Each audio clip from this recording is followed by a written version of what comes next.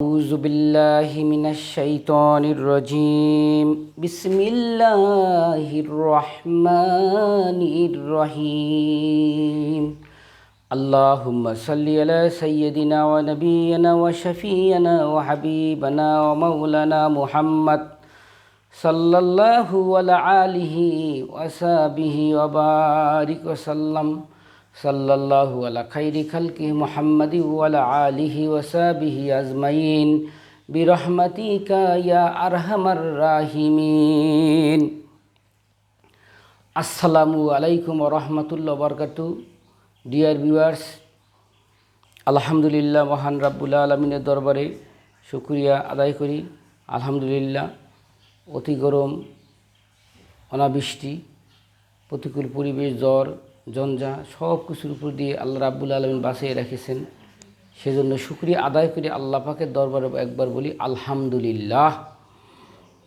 আল্লাহ রাব্বুল আলামিন মানুষকে সৃষ্টি করেছেন শুধু ইবাদত বন্দেগী করার জন্য। ওমা খালাকতুল জিন্না ওয়াল ইনসা ইল্লা লিয়াবুদুন। আজকে আমার পীরে কামেল মুর্শিদে মোকাম্মেল হযরত মাওলানা হাবিবুর রহমান পীর সাহেব খলিফা চরমনাই, তার সম্পর্কে দুইটি কথা বলবো। ডিয়ার ভিউয়ার্স, আমি ছোটোবেলা থেকে আমার পীরে কামেল মুর্শিদে মোকাম্মেল হযরত মাওলানা হাবিবুর রহমান পীর সাহেব খলিফা চরমনাই, ওনার সোহবতে, ওনার সংস্পর্শে আসি ছাত্র জীবন থেকে।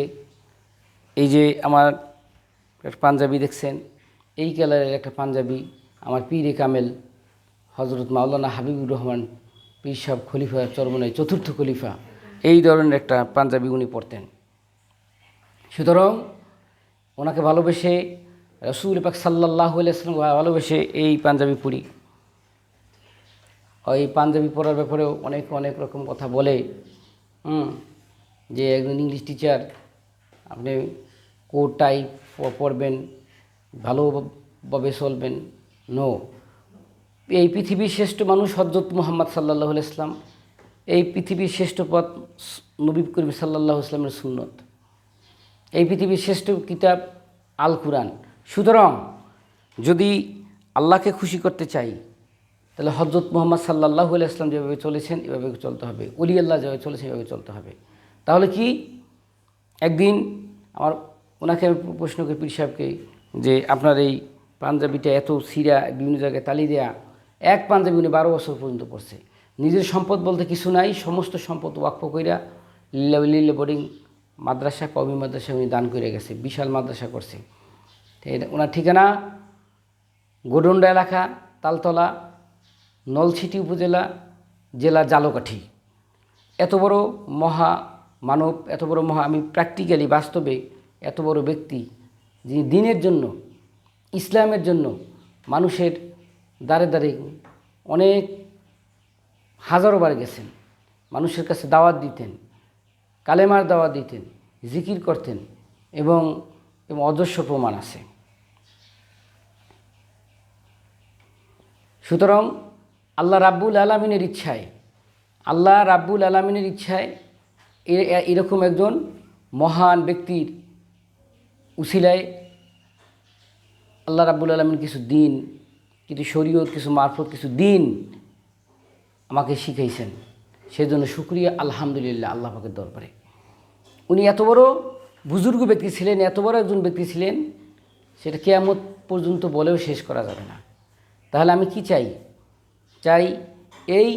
এরকম একজন ব্যক্তিকে অনুসরণ করতে, যাকে অনুসরণ করলে আমরা সঠিক পথ পাব।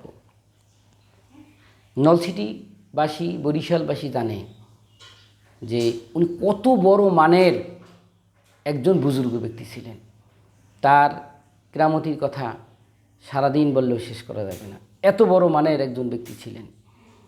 উনি খাবারের চিন্তা, সম্পদের চিন্তা তার মধ্যে ছিল না। অনেক সময় মুরিদরা বলতেন, তার অনুসারী যারা ফলোয়ার ছিল, যে চলেন হুজুর,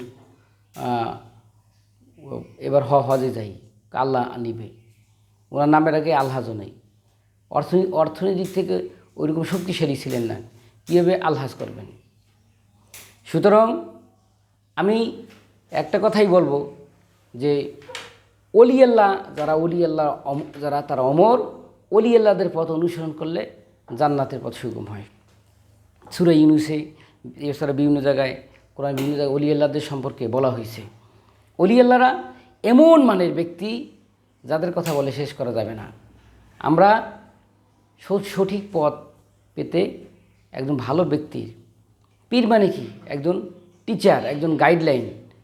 ভালো একজন ব্যক্তির সংস্পর্শে গেলে মানুষ ভালো হয়।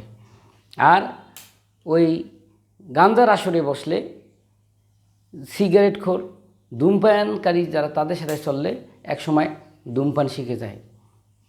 সুতরাং আমরা যদি সঠিক পথ অবলম্বন করতে চাই তাহলে অবশ্যই অলি আল্লাহদের পথ অবলম্বন করতে হবে।